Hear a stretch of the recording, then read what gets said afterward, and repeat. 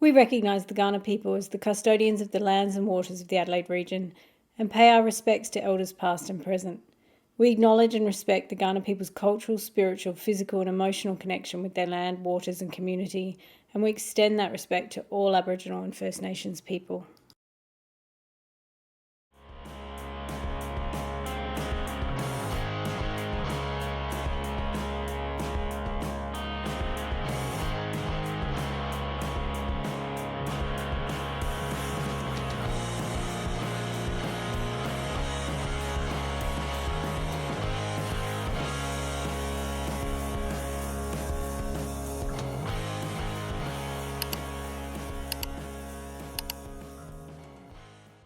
Hi, welcome back to Amy and I'm Amy Matthews, and I'm here today with Abby Guy. Hi. And Millie Heffernan. That's me. And this week we have a very special, extra special guestie, Izzie Duffield. Hi. Only I'm not sure what name to use. I feel like we need to introduce you properly. So Izzie's joining us for our very first episode for Smut Month, which is the month everyone is most excited about. Yeah. And so we're going to be diving into what is smut. Particularly smut in romance is a big thing right now. And we have Izzie here because part of her research is around smut. And also she's a very prolific indie author under multiple names and writes everything from fairly clean to quite smutty, right? Yep. So do you want to tell us a little bit about your names and what you write and who you are? I guess so, yes. My predominant pen name, I guess, is Elizabeth Stevens. You'll find all of my books will have that name on it. And then depending on what else it has in it, it might have another pen name on it. So Elizabeth Stevens is mostly for my YA, and that sort of ranges from very clean to a little bit sexy. And then if it's got EJ Knox on it, then it's usually going to be a sort of contemporary, darker bully sort of tone, and then that can get quite smutty. So that's dark, smut romance. Yeah, and that's usually sort of high school, college, kind of new adult area. And then Scarlet Knox is sort of a similar vein, but is sort of paranormal stuff. So dark smut, but with vampires and creatures. Yeah, and that sort of tends a bit more towards the urban settings rather than a sort of more fantasy. So it's more paranormally stuff. And then Pippa Langhorne is sort of my more, I guess, contemporary new adult, what you'd sort of consider your typical kind of romance. Yeah, I suppose. And is that for adults. where does that rank on spice rating? It's again probably varies between, it wouldn't be clean, but it would be sort of between spicy to probably quite smutty, depending on how the story goes, what it needs. You actually put me to shame with pseudonyms. You've got more than I have. How do you keep them all straight? It's pretty easy, although there are a couple of books that I'm working on where I'm like, oh, is this an EJ or a Scarlet, or should they do it together? Or it's sort of, imagine that. You can have collabs. Co-authoring with yourself. Yep. So yeah, it's sort of, there are a few that get kind of complicated, but luckily I haven't finished them yet, so I don't have to think about it for a while. But then I have to work out what I'm going to do when I start bringing out actual romanticises. At the moment, which is what you're working on now. It is what I'm working on now. So, and how much sex is in the romanticises you're writing? It again varies, but not on purpose. So, for example, my PhD book, I expected it to be quite smutty, but then I think because I was writing it sort of with a word count in mind, I got to sort of 50,000 words and went, oh, I don't have many words left, and so I sort of went, I just can't go nuts on the smut. Okay, cut back on the sex. Yeah, there's just not space for it. So I tried to put in a few for the key kind of emotional scenes to make them a bit smuttier and a bit sexier. But yeah, for the most part, it was actually a lot less smutty than I wanted it to be. So yeah. All right, so we've kind of dived into the topic there, so I might reel us back. So Izzie, Elizabeth, Pippa, EJ, all and the Scarlet, different Scarlet, all the different people are here with us today. So I'm going to rope Abby, Millie in with this conversation too. So romance has always had a big range of sexual content, right? Like they've called it spice ratings or dirty and clean. I kind of hate that. I don't really like clean. I really don't like dirty clean. It gives a connotation that doesn't feel. It's also so binary as well. It is, yeah. Yeah, I that drives me nuts. But what is smut, basically? Because this is a term that's really kind of hit BookTok and Bookstagram, and romance reading communities use the term smut a lot.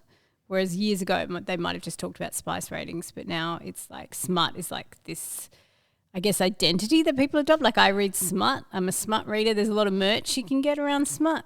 So what is Smut?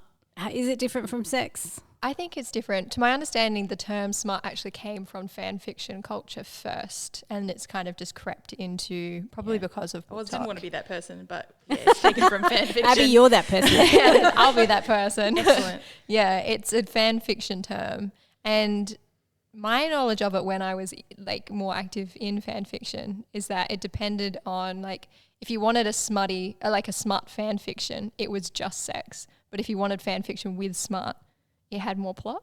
But I could be absolutely. wrong. Yeah, 100%. Yep. yeah. And you wouldn't consider like a scene with a fade to black smut. Yeah. Smut had to be sex on the page. Very explicit. Like how It doesn't have to be super explicit, but the sex has to happen on the page, or the sexy stuff has to happen on the page. If you just fade to black, if you like, and then they kiss passionately, fade to black. That's not smut. It's interesting because our book of the month this month is a Christina Lauren book, and it's one of their early books, and I would class that as smart. But then they're kind of rom-coms, like what was the one they had out last year, Paradise Problem? Yeah.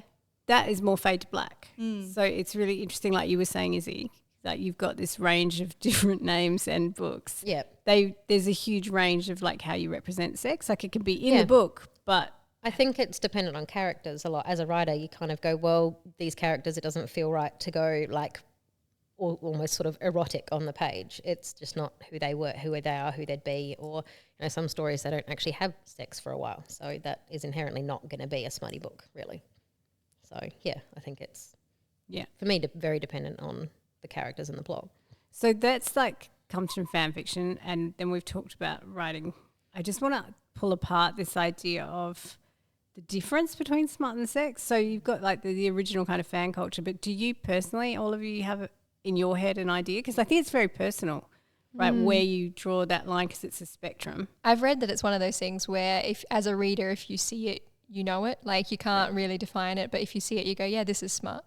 I also wonder, and this is just a first draft thought, so I'm just pulling this out of nowhere, if like, are we opposed to saying that this is a sexy book, or this is a sex book, or because saying it's a sex book has different connotations, right? And then there's erotica as another level as well. So using the term smut kind of, I don't know, categorizes it in a different way. Yeah, I've always seen it as a marketing sort of a term, really. Like it's kind but only because the readers want something, right? Yeah. So the marketing works because the readership is looking for something. And Abby, you just got me thinking when you said that about how people like, and Millie, you said binary. Like I think people like to get really simple with categorizations, right? Like that's that or that. And Izzie, you just mentioned that, the characters determine things. So with, I think, romance smut is still delivering the characters and the character arc, but it's delivering something else as well, which is just probably getting off. Yeah. Yeah. Nothing wrong with that if that's what you're looking for in a book. And I think readers are so disappointed when, like you said, Izzie, because it's a marketing tactic, when somebody markets a book as this is so smutty, and then you read it and you're like, well, Is it has it? some sex in it. I don't know that I'd describe it as smutty. And again, it might be one of those things where as a reader, if you see it, you know it. Yeah. Because I think the difference between like Christina Lauren's Beautiful Bastard versus Christina Lauren's Paradise Problem, because Paradise Problem had sex on the page.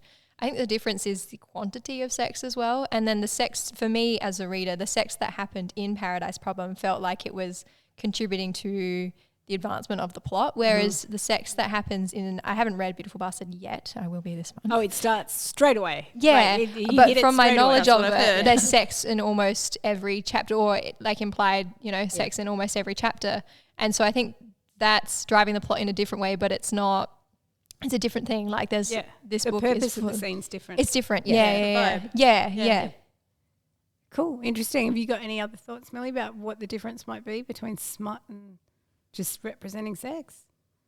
I agree. I think with everything that's been said, actually, and that smut just has a different purpose, because when you are writing fan fiction, because there is a lot of fan fiction that's just plot and actually doesn't have any sex in it, but when you market, which is a weird word to use for fan fiction, when you market your fanfic as smutty, people are expecting some stuff. Yeah. Well, I was wondering too if it shares a little bit in common with pornography in that there's just setups to have sex. Like you were A lot saying. of it is like that. Here's the pizza guy. You are writing the most contrived setup so that you can write a specific sex scene, a specific kink, something that somebody's requested in your inbox. Yeah. And it doesn't matter how contrived the setup is, as long as you get to whatever that point is. So we're actually here today to talk fantasy smart. Yes. So now we can get to the good stuff with the guys with the big wingspans, which is a thing. Yes. Yeah. So I did finally buy Fourth Wing, Yep. which is on my bedside table. But I've been doing a lot of events lately and a lot of interviews, so I've been diving through other books, but it's sitting there waiting for me. Yep. I have read A Court of Thorns and Roses. Yep. And I have this to be read pile that is enormous where people have sent me a lot of romantasy. So I'm going to read it, but I need you guys to educate me today on what is the difference between like regular smut and romantasy smut. Because smut seems a big part of the romantasy genre. It is. Definitely. I would say there's not a huge difference. It's just the fantasy aspect is normally him. And I'm talking very het here because unfortunately romantasy in a lot of what I have read is het. And I think should be more. I would say the Diversity. majority of the trad published Yes. romantasy, fantasy. Is there a lot in indie though? Queer indie? There's No not a lot. idea. There's some, but there's not a lot. I find indie so overwhelming to dive Yeah, it's a into. lot. Yeah. It is I a find I it lot. need so hard Rex to for find indie these specifically. Yeah. But normally talking in the trad het, unfortunate term, he is a fairy or he has a huge wingspan because he's a fairy with bat wings, which by the way, what's attractive about bat wings? But anyway, that's a whole nother topic. It's just vampires, you think? You like I think the it's new- obviously connected to vampires. Yeah, when I but- first read it, I basically went, "Oh, it's werewolves and vampires again." Right. But Well, that was a then- question I had for you, Yeah. for you specifically, Izzie. Do you count paranormal fiction smut under romantasy? It would. It's difficult, but I would say there is a line to be drawn depending on the setting. Okay. So if it's sort of a more contemporary urban kind of setting, then I would probably not call it romantasy smut. Okay. I would say romantasy is, at least at the moment, there's probably room for it to change as time goes on. But at the moment, there seems to be a very specific sort of delineation between romantasy being a more high fantasy kind of world and concept, whereas paranormal is still that sort of more urban-y. Yeah, low Yeah, fantasy. Yeah. It is interesting paranormal's having a rise now, though. I think like romantasy is a gateway drug to more, Yeah. more romance. Well, I think feel what like the readers are looking for in each genre is different. I think what the readers of paranormal, like smart, are looking for is different to readers of romantasy smart. Yeah. Definitely. Yeah. That's great. Thank Yeah. you. Yeah. Because even I say the dark romantasies, they still have that element of kind of, I guess, that whimsy and sort of fairy tale-ness to it, whereas the paranormal is, if it's still darker, it has that a grittier tone, I guess. Does that Yeah, make sense? it's always is that- urban. yeah, so it sort of feels a bit different, I think. So that's interesting, the idea of the fairy tale, because that I haven't, as I said, haven't read much. But when I read A Court of Thorns and Roses, that's what struck me. Is it's like it's taking this Disney kind of Beauty and the Beast world and then ramping it up and Yeah. sexualizing it, and so it's got like this fantasy meets Disney princess vibe to Yeah. me. Yeah, I would say. I mean, and especially early on, the beats hit very similar to like really old traditional Beauty and the Beast kind of translations and stuff. Yeah. So yeah, I think there was definitely a bit of inspiration possibly coming through that, and I think so that really does also add another element of that sort of fairy tailiness But to it. Fourth Wing's different to that, right? Like Fourth- Yeah. Oh, very different. Yeah. I think it all started, and this is probably backtracking, because you had the rise of Twilight at the same time you had the rise of like 50 Shades of Grey. Yeah. And I think they were kind of coinciding semi. And so then when you get romantasy, you've kind of taken the smut of the 50 Shades of Grey and the paranormal of the Twilight and created a yeah, that romantasy kind of genre. coming of age sort of feel of Twilight, but with the Yeah, as with it the were, yeah. yeah. That's so interesting because I wouldn't, in the timeline of Twilight, 50 Shades of Grey, and paranormal has definitely been going strong since Twilight. I feel like Yeah. vampires, werewolves, shifters, all that sort of stuff. And I wouldn't, in my brain, I wasn't tying them in with romantasy. For me, romantasy, I feel like I've seen an uptrend of people maybe not necessarily reading Lord of the Rings, but embracing that kind of high fantasy style. Yeah. So I wonder if it's just a really big combination of all of that. Yeah. And I think, well, because Sarah J. Maas wrote, I think Court of Thorns and Roses was 2014 as well. Yeah, so it's a while ago. Yeah, it was a while ago. So I think people have just found it now through Book Talk. But it was sort of happening in a similar period of time. I also wonder if there's something around, once you bring in high fantasy, there's something around stepping away from reality. And, like dating, life and sex is complicated in the 21st century. It just is. And so it's sort of taking you to this pure fantasy world, whereas in paranormal, there's still links to the real. Yeah, you're still really rooted in that urban reality. Yeah. Pun not intended. You still have to date the werewolf. Yeah. Whereas when you're involved with a fairy, Kidnapped not by really the fairy dating. king. Yeah. Yeah. It's funny because did traditional anyone sense. else watch Labyrinth growing up? Yes. Yeah. I mean, we were just talking about this in my top 3 movies. Yeah. Obsessed. Because that has some of the vibes, right? Like the definitely. scary alpha dude, Kidnapped, the king who Yeah. kidnaps you and is obsessed with you even though you're too young, and it's all a bit coercive. That's where it started. It wasn't Beauty and the Beast. It was Labyrinth. Labyrinth.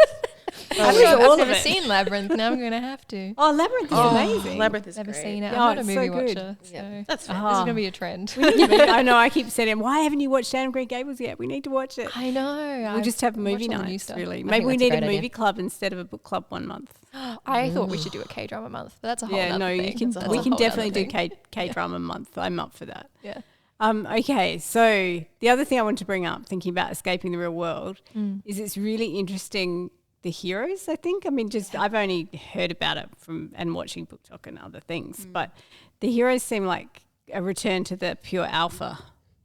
I feel like there's a pretty clear trend, and I'm going to say this as someone who hasn't read as much romantasy as these other two, but even if you're just thinking about A Court of Thorn and Roses and Fourth Wing, and spoilers for anyone who hasn't read further than each of those first books, but the heroine of the books initially is but is interested in, or it seems that she's going to be with the solid guy, the good guy, and then she goes for the bad boy every time. And then they villainize the other guy, the quote unquote good guy.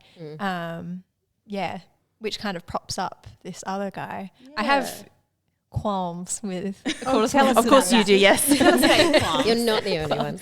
Yeah, mainly because obviously, and this is spoilers if you haven't read it, but by now, why wouldn't you?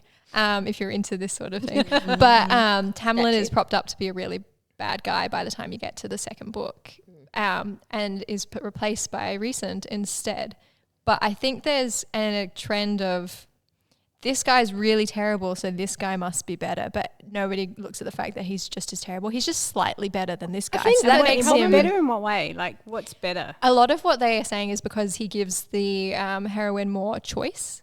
He gives her more but not total choice. Yeah, it gives her more agency. Or if she does have total choice, I think it's a veneer of choice. I don't think she actually has the choice she thinks she has. But the quote bad boy, I feel like it always ends up being revealed that he was on the good side of like the world the whole time. Yeah. See, Like he was annoys fighting me. for the right side. That annoys me. So that was my problem with Rhysand, because I felt like I think I give them a little bit more slack than Abby does, because I felt like, particularly in the second one, they basically did turn him into the good guy playing it bad.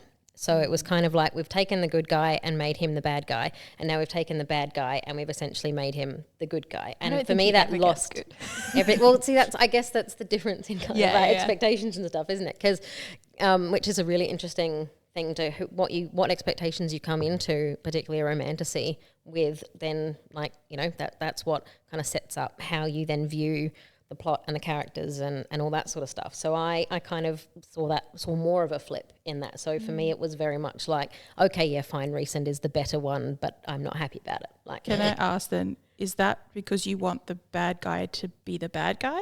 I do. I that's my personal sort of preference. And in terms of, I think I've found, particularly during my PhD, I have discovered that is what I want out of sort of my perfect dark romantasy hero, is that I don't want him redeemed by the end. I still want him to be the bad guy doing bad things, but he will always do right by her. So is that the appeal then? For That me, because I would love to Yeah. know the appeal. Like I'm really interested in what the appeal of a bad guy is I think it's as a woman in that world. For me, I think I've come to discover that it's kind of like playing out that fantasy that the world sucks, but I can find a safe space. I think. So it's, kind of So like, if she ends up with the bad guy who stays the bad guy, does that make it dark romantasy? I think so. Okay. Yes. Yeah. Going further into the subgenres. Yeah, there's Yeah, so many it's- of them. Yeah, it's the I'm sort of trying to look at it, not necessarily that certain things are dark and aren't, but you can have kind of levels of the aspects that create the darkness. So I might go into, say, Akatar and be like, I don't think this is that dark. Yeah. A lot of people will, and I can see that there are the elements that I would say put in something else but ramp up to say this is dark. So you can kind of go, well, it is dark in the sense that it has these. Elements. And this Yeah. is the interesting thing I think about Smut is about we have this fallback position of thinking of all text as aspirational, of having a moral kind of universe and a morally educative value, right? But actually when you come to people's sexual fantasies, they're not always about a morally educative universe, right? Yeah. And people are often sexually attracted to things they would never do in real life. Yes. Yeah. Yeah. And also, why do all books have to be moral and aspirational? Yeah. Why can't we just read Particularly books about bad guys? Books for women. You know, people Oh, like yeah. books for women to be Policed to the Yes. shit house. I actually think a lot of, because there's a lot of negativity around Fourth Wing, and I contribute to that. I don't enjoy the book. I don't think it's well written. Sorry. That's okay. I want to hear about this later. Yeah. That's my opinion. But I do think there is so much negativity from other readers online. And there's kind of, I've noticed a switch on like Book Talk, especially of like litfic is kind of rising a little bit. That might just be what my algorithm is feeding me now. No, I Maybe. agree. Maybe. I Yeah. agree though. Yeah. I feel like there's a real push, which is so weird because Book Talk started as like we read these romance books Yeah. and there's nothing wrong with that. But there's been this weird shift of not that smut is bad, but just that smut. It's almost lot like we've of- returned to smut is shameful. Yeah, there seems to be kind of this switch that's happening. And someone who doesn't like Fourth Wing, I think it's not incorrect, but I think we shouldn't be, we're just kind of reverting It's the back wrong to criticism of the why book. Are you, why are you reading romance and like why you just want a book with spice in it? And it's like, why are we shaming these women for reading all Like, of a sudden so again? many, what's the word? There's so much that caters to men's sexuality. Yeah. Just Oh, let you women can't have see a romance. bus drive past without seeing it. Yeah. Yeah. I think Just it's let women have a smutty combination books of things. and talk about, And I mean, that's not the problem. wetting with their Fourth Wing pants anyway. and stuff. Like men No. talk about all their sexuality all the time. Yeah. So when you were diving into writing romantasy, and Abby, you're writing kind of romantasy Yeah, as well? romantic. Yeah, Um, I feel like the romantasy people are going to dislike me for calling it romantasy. I Because don't it's know, maybe 'cause fantasy with a read- romantic I've read subplot. I a don't know. lot of your book, and I think Yeah. it probably fits there, but what you're doing is challenging. Like, I Yeah. think what you're doing is re-envisioning how the hero could behave, Yeah. which is And it like doesn't, you're I writing. don't think it changes it. What's the word? I don't know. Like he falls first. It's sweeter. It's just a Yeah. sweeter version of a romantasy Mm-hmm. without casting a kind of dark hero. And I think that's what's interesting when you talk about subgenre, Millie, is the idea that it's kind of calcified into a certain kind of romantasy. Yes. Well, because those romantasies do exist. I'm slowly finding them. They're just not Yeah. popularized as much in trad Yeah. as the other ones are, which is interesting to me on a social cultural level, why It those is, ones are yeah. the most popular. Well, I think Smut's easy to sell, right? There's Yeah. a tag you Yeah. can stick on something and they know exactly what that is and what experience I'm going to get. But when you were designing yours and you can jump in here too, Abby, because I think you guys, you get along great and you're great friends, but you're writing completely different books. Oh, yeah. as Well, artists. We have Completely totally different opposite, yeah. opinions on this, but like in a It's good great way, to it's bounce fine. like ideas and like compare notes and, Yeah. and come up with criticisms Yeah. for our own stuff. It's great. So I know you've talked about this a lot, but I'd love you to kind of think it through aloud for us. Like you really wanted a morally grey dark hero because that's for you, right? That's the part of the joy of romantasy, right? Yeah. So can you talk us through what your ideal man is like in this book? I guess the main character specifically for say like my PhD book, he was not maybe quite as sort of what I'd say the perfect dark fantasy hero as I kind of expected. I tend to also do a he falls first kind of thing, but it's that very like Darcy-esque, I like you but I don't want to. Yep. Kind of, why do I have to like you? How dare you make me do this? Yeah, exactly. Basically, like I'm extra angry at you now because I've fallen in love with you and you're annoying. I'm only angry with you because I love you. Exactly. So, but I think partly it depends on what kind of creature he is and what the sort of setup I think is to what how creatures it plays out. do you like? It varies. So I've been quite into sort of the very old style, like Irish mythology fairies for a very, very long time. Before I even discovered that Akatar existed, I was writing stuff and people would like send me, I think it was Throne of Glass. Someone sent me and went like, oh, I think you might like this because it's got fairies in it. And I was like, oh, okay. I still haven't read it. I've got it, but I still haven't read it. But so that's one of the ones I really like because fairies are a really great conduit for the morally grey. They are creatures of pure whim and they do what they want when they want and they have their own kind of a pre-Christian moral universe. Yeah. And so it's very like, I have this notion of how the world works and who I am in it and therefore my actions follow that. It's a very easy setup to make sure they are consistent characters as well because they don't have to bend to human will, which is really great. And it also, it's fun, I guess, to play with this kind of really old, timeless kind of character with sort of your human counterpart and to explore why would he fall for someone that's, in her 20s. And how does power work there? Because that's a really common trope, right? If you go back to, I don't know, like Twilight or Buffy the Vampire Slayer, is the very ancient, very powerful male and a very young girl who hasn't come into her power yet. And that is a huge cultural fantasy that we revisit all the time. I was going to ask about that. So we've only got a couple of minutes left, but this is one I really wanted Izzie to talk on, is how, like, you're talking about mythical creatures that have, like, powers and wings or whatever, especially with fairies who have all that weird old magic, and you're putting that against usually a mortal girl. Yeah. What does that do to the power imbalance compared to just a regular romance book? Yeah, it can be quite fun to play with in terms of, obviously there are ways that he would magically have powers over her in terms of, like, for example, my PhD book, he literally owns her after he saves her life. So he can physically, mentally make her do basically whatever he wants, whenever he wants. Wild. And so part of that in terms of the shift of power play is that how and when he chooses to use that. And by the end of it, whether he does choose to use it or not.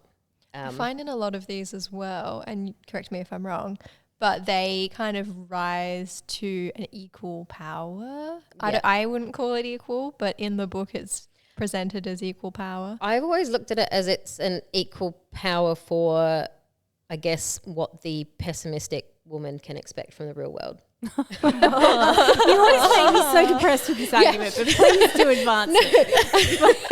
Because I just feel like watching the world at the moment, I'm like, oh God, I need to give you some recommendations where they have these men and it's you still... need Gilbert Blythe in your life. No, I know. It's a very pessimistic kind of, I grew up in the 90s view of it, I think. But it's, the idea is that they become relative equals by the end of it in various ways. So it could be that she somehow has powers of her own. It could just be on an emotional level that he is willing to do the whole, kneel at her feet kind of concept. They do that in Fourth Wing. She starts out as super petite, small, frail, but she's got hypermobility. Yes, yeah.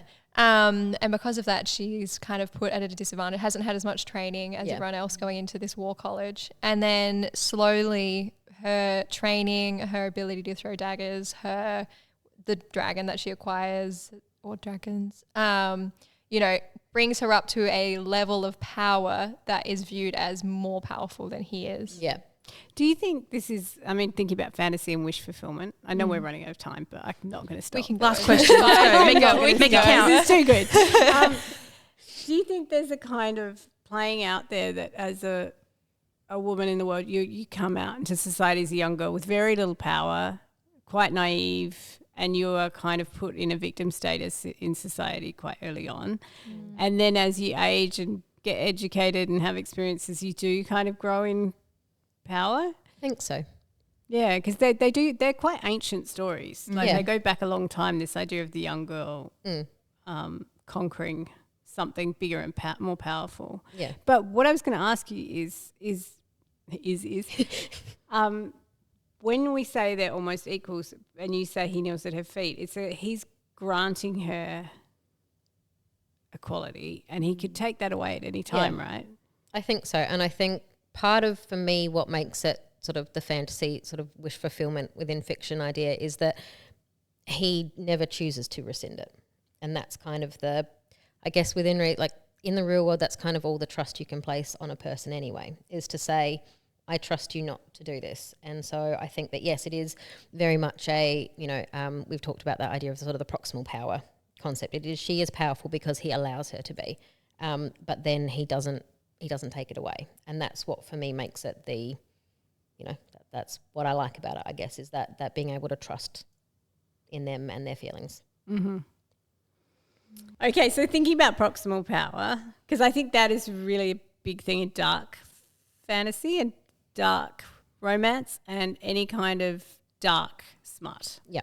I think the idea of proximal power where it's usually the man holding all the power in the relationship is fascinating because I'm wondering, can you guys think of any examples? And this is where sapphic romanticy might come in if you know of any. Or just remove the man. like if you remove the man from the equation. Well, here's the problem. Okay. If you remove the man from the equation, they will tend to, and again, I don't want to generalize because obviously I haven't read every sapphic How dare romantic you? ever. Yeah, how dare you? But I've read a everyone. couple, and all they do is they make one of the women the man. One of the women has all the power.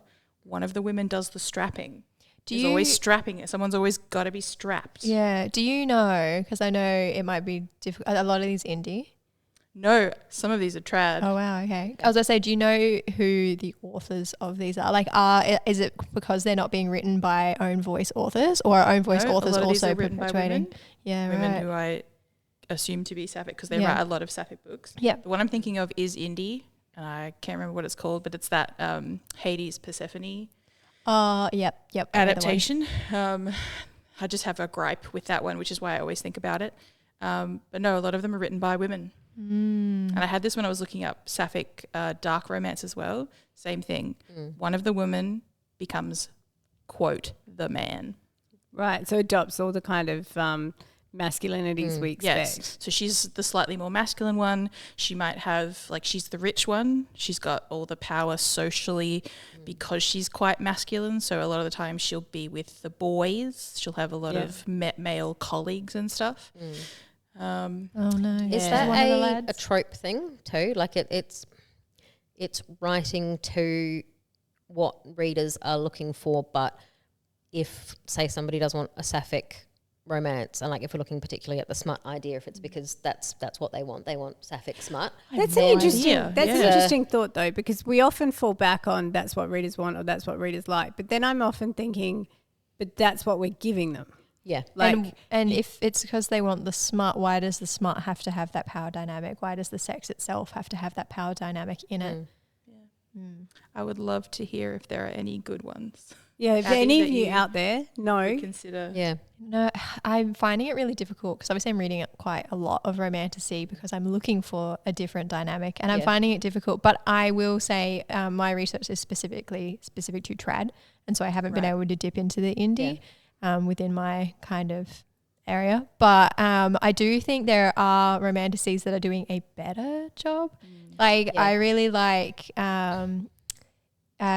T. Kingfisher has the Saints of Steel series, and I've read the first one, which is Paladin's Grace, and that has a paladin and a woman who makes perfumes, I believe, like colognes, and that I think does really well with a power dynamic because obviously he's still the huge, like burly paladin man who is violent and can have violent outbursts, but he's not portrayed in that way at all. Like that's his backstory, but he's funny. He knits socks. He gives her socks because that's what he does in his downtime, and that sort of thing. So I think there are some that are doing it well. Emily Wilde's Encyclopedia of Fairies, that's also romantasy. Are these all, not just, but are these romantasy not necessarily smut romantasy? Paladin's Grace has like sex scenes in it, but I wouldn't call it smut based on So our is- definition earlier. You know, Is smut then like linked to these kinds of masculinities? Like that there's like, if you're talking about strapping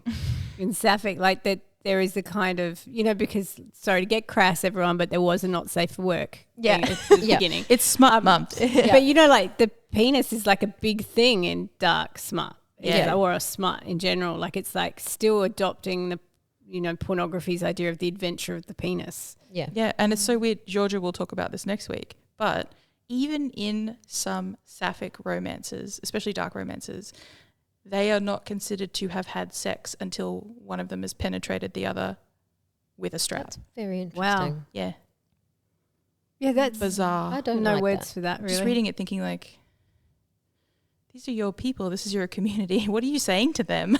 Yeah, that's interesting. It's like the old Catholic idea of virginity. Yeah, which probably still exists now. Oh yeah, To probably. mention that there are Probably. straight My age has been thinking of That's Bill true. Clinton with like, I did not have sex with that woman Oh, because I yeah. don't define that as sex. Yeah. especially because, not just for sapphics, but there are straight women who can't or prefer not to have penetrative sex. Absolutely, yeah. And are you going to tell me they don't have sex at all?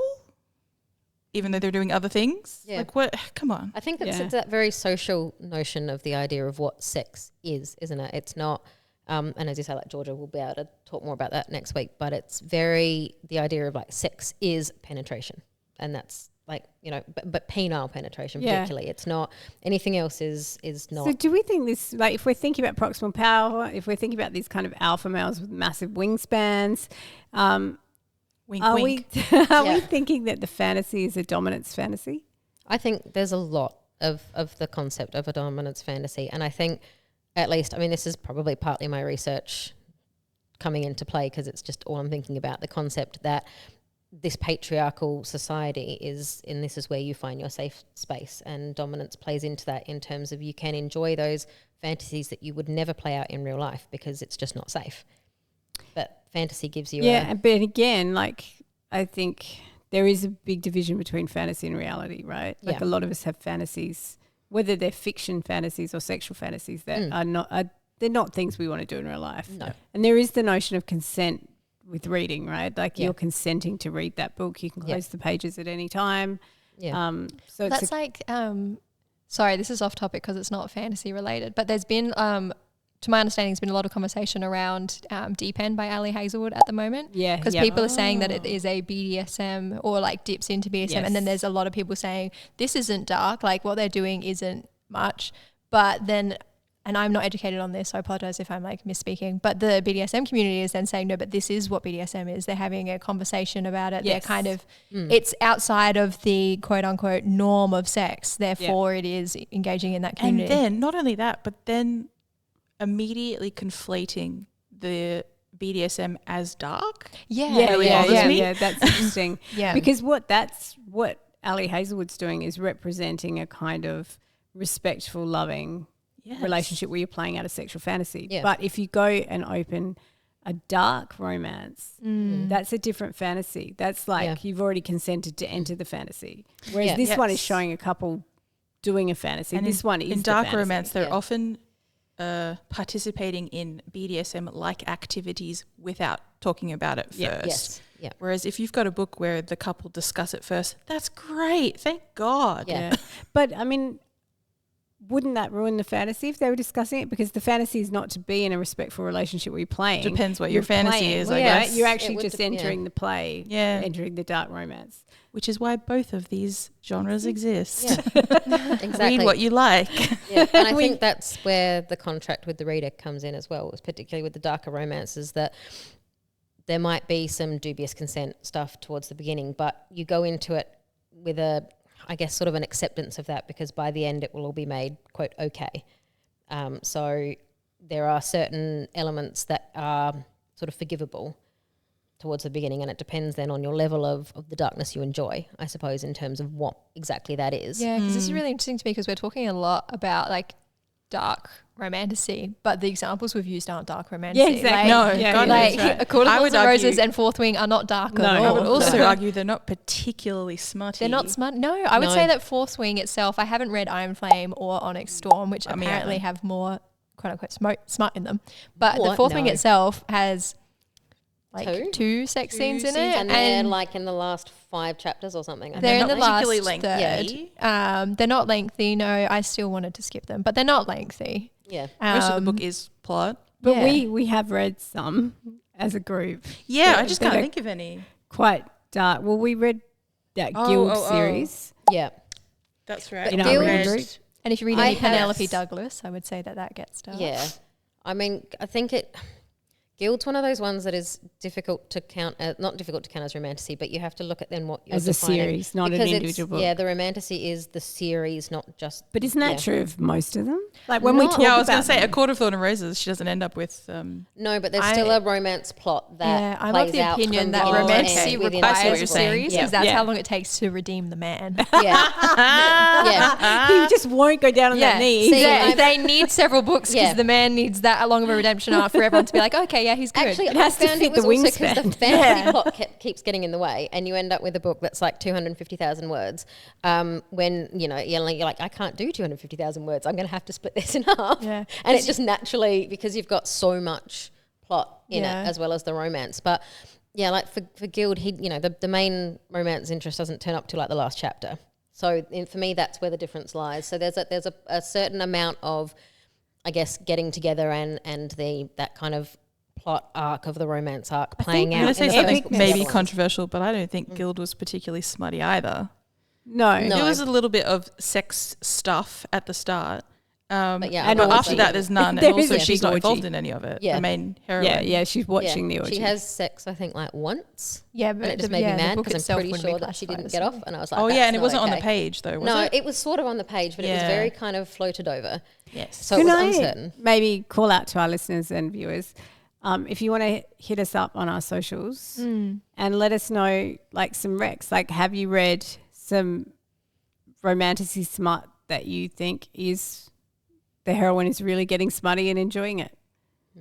Like not just a little bit of sex, not off the page, but because like we can't read every indie book that's ever been. No. Yeah, and I would really like Rex where, for me personally, where there is that smart, but it doesn't have that dominance of Yeah. power once play. he penetrates her, then Yeah, because I Yeah. am curious about whether it is like, is it a dominance fantasy and can it exist without being a dominance fantasy? Like that's what you're trying to do, Abby, right? It's Yeah. not write a dominance fantasy. yeah, absolutely not. I think the thing is too, a lot of the stories that would have that dynamic are not being marketed as romantasy, so finding them Okay. will be harder. I think the less sort but of why smutty. is that? I think it's because a lot of the people that are, I don't know, but I'm thinking in terms of how I would market books, that it doesn't play into what is already on the market for romantasy as much. So you might instead sort of call it a fantasy with romance in it, or it might be a romance in a fantasy setting, but you wouldn't put the romantasy title onto it because it doesn't feel the same as the others feel. I'm not saying like obviously all writers are thinking that, but I am wondering if there's just a difference in, particularly for the indies, a difference in the marketing in terms of what they see their book as, because if it's not that full sort of darker, smutty alpha hero, perhaps they don't see it as romantic. Abby, can I ask, are Yes. either of your main characters non-human? No, they're both human. So Oh, that's there you interesting. go. Is it easier to Yeah. write that dynamic when they're both mortal human beings? Does it complicate it? Is it the Yeah, 'cause fantasy element that complicates? Because a lot of the time he becomes I feel like it's like we've gone like Ali Hazelwood has made the biggest, tallest man with the biggest penis. How further can we go? We'll make a werewolf. Do you know And what I mean? Yeah, absolutely. Partly that's around, like I think also bringing in the creatures is interesting because it's like a text that says this, if I'm in a heterosexual relationship, the person I'm entering into a relationship with is alien to me, is completely other to me. Yes. Are there any books where she's the creature, he's the human? Plenty. Oh, I don't know about him being the human, but there are a lot of that she's the creature, and I think There's a lot where Fourth they're Wing, both they're both creatures. people. yeah, They're both people. They're both That's true. just people. That's true. yeah. Yeah. But I mean, But they have certainly, powers, I guess. certainly Yeah. vampire, So they are vampire and supernatural. girl is a big Yes. one. Yes. Yeah. Here's okay, you're leading me into a fun question now. Okay. Which is, if you were a romantasy heroine, Oh, cool. Yeah. what creature would you end up with? Oh, I just want a guy You just want a guy Yeah. who has a Dragon. dragon. But like He's just a guy with he a doesn't even need to dragon. ride the dragons. I am riding the dragons. What I if have he a was pet a dragon and he's dragon just a shifter guy. and you got to ride He him works as in a your library. He's a librarian, and Yeah. you turn up with your dragon. You're like, "Hey, guy, Yeah. come If for a I ride." was set in Fourth Wing, God forbid, I would be in the You would be rider a library, quadrant, not and a he would be military a scribe. Yeah. Yeah, they have scribes. That's Yeah, what they he do, would be. yeah. Okay, you need to write me a just Oh, romance if Right. you set if you in read a fan library. fiction of Fourth You need Wing, to like, you need to flip. Yeah. Please it's not have- me. Can I Power please have a dynamics, yeah. library one, and you've like they fall in love over the Dewey Decimal System or something? That would be That would amazing. be fantastic. I was just about to sing the Dewey Decimal. Yeah. All right, Millie. I guess, well, my favorite creature of the creatures are werewolves. So I feel like I would end up with a werewolf, even though I know that's Why? paranormal. What is the appeal of the werewolf? Doesn't have to be paranormal. True, that's true. It could be a werewolf Yeah. in a high fantasy setting. That's very true. I love the analogy. I'm not gonna be able to describe this well because I didn't think about it beforehand. But I love the metaphor of the werewolf and the analogy of the werewolf and like having that secret and what not being able to control. I guess it depends which mythos of werewolf you're going That's by. But full moon transformation werewolves and you can't help it and there's the beast inside and all that sort of stuff. But I also love werewolf mythos where it bleeds over during the month and so they they have heightened smell senses and that sort of stuff. Love werewolf. I wouldn't have picked that for you. That's really interesting. Cool. Yeah. What about you, Iz? God, can I have a harem? Yes. One of each. Why not? Surely With one of them's a reverse harem. fairy. There'd have to be a fairy, definitely. Yes. I'd kind of like to do a bit of a Pokemon collect them all. To be honest, I Okay. like different I thought you were going to things. say Pokemon. And Yeah, I was me like, too. No. There is an Which area one? on AFR Yeah. but Don't want to do a Pokemon. No, but I think there are elements to all of them that I like. And I've noticed in my writing lately, I've started playing with things that aren't specifically characters either. They're kind of an unknown element, which I quite like as well because you can just do whatever the hell you want then. Without having to explain yourself, which is lovely. do you like a shadow daddy? Oh, What they call 100%. them? I 100% love a shadow daddy. Yeah. So it's more about what powers they have than what they are themselves. Yeah, probably. Yeah. Yeah. I mean, I agree with Millie. I do also like a werewolf. But I'm team vampire. yeah, I do. I like a vampire without the wings would be nice. Yeah, bat wings. as The I bat said, wings. there's nothing attractive about bat wings. I mean, the retractability of them is nice because I just get hung up on the practicalities of if you've got these giant wings that you can't get rid of. And it's like that just limits where you can have sex. comfortably. Wings for humanoids have to be huge Yes. scientifically for them to be able to lift you off the ground. So your angel, your well, maybe not Yeah. fairy because they're magical, Yeah. but your vampire wings have to be huge. Talking about huge like wingspans. dragon shifters too. Like they've got I had to do the maths one time and it was ridiculous. I was Yeah, like, if you why think do I have about to the do wingspan of a maths? bird compared to its Yeah. body, that's how big wings And then have I to was be like- on a Daughter of human. Smoke and Bone by Lainey Taylor does a good job. Yes, Yeah, also your that's bones have to true. be hollow and stuff. Yeah. Yeah, I love writers when they get into the nitty gritty. yeah. No, it's insane that my brain goes, I can't have non-retractable wings or like, disappearing wings because it's just like this just. They knock Where do them they over. go? Yeah, it's just that. You wouldn't want that's the valuables beauty around. of magic. It's just because I'm like, well, it just cuts out so many different sex positions. I have a book with It's retractable weird wings, but I clothes. won't tell you my answer to it. 'cause What? I want to publish the book. Oh, okay. Yep. Don't want anybody to steal Everyone it. stay tuned enough. when Millie publishes this book. We'll Very all be exciting. there. Yep. I tell you what, I couldn't think because I don't think I want vampires or werewolves. I don't think I want anything beastly. Did anyone ever see the Wim Wenders film Wings of Desire with the angels? No. It's so good. It's set in Berlin. And it's like, I think there's like an American version called City of Angels with Nick Cage. with in the Nick background. Cage. Oh, Yeah. yes. I thought, yes. The original one is like German and expression. It's beautiful. But it's this idea that there are these angels everywhere and they're just sitting on like the signs by rooftops, yeah. roads and they watch people and this one angel falls in love. It's a beautiful film. You should have watched that. I'll have one of those angels. The Nick Cage Yeah, film was that's- okay. It's okay. The ending is pretty like, if you think it's a romance, you'll be yelling at the TV. Well, that's a good warning because I would get mad. Any more thoughts on just romantically smart? I feel like we always just scratch the surface and we need to come back so on. much. We don't have time. The episodes aren't long enough to dive as like deep into it. Get we need into that Facebook group and let's talk about Yeah, romanticy. Yeah. Yeah, please do join us on the Facebook group at Amy and Podcast. I always forget the and at Amy and Podcast, and also follow us on our Insta at Amy and Podcast. And we will catch you next week where we're going to dive more into smut and contemporary rom-com and the difference between sex and smut. So thanks for joining us, Abby, Millie and Izzie. Bye.